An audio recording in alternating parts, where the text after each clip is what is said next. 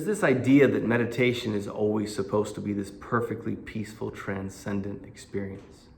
And though that is often the case, and certainly the more and more we meditate, rather than this pursuit of peace, consider meditation to be the ultimate act of self-love, unconditional self-acceptance and self-love.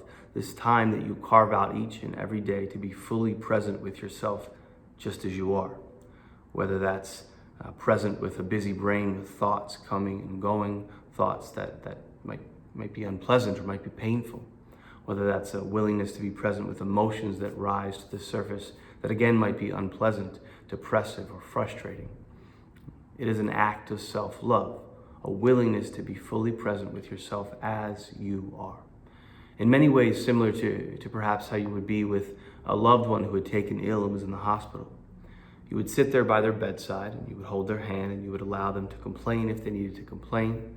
You would allow them to distract themselves if that's what they were inclined to do at that moment. You would allow them to cry if they needed to cry. You would just be present with them. And so offer yourself that same presence each and every meditation. Let go of the expectation of peace and just honor however you find yourself in any given moment. You'll wrap those frustrations in this acceptance. You'll wrap that busy brain in this measure of acceptance, and you will cultivate a sense of peace in doing so.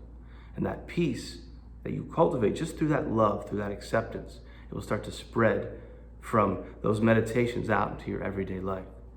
This greater ability to love yourself as you find yourself will then start to extend itself into those you find in your friends, your family, and your community.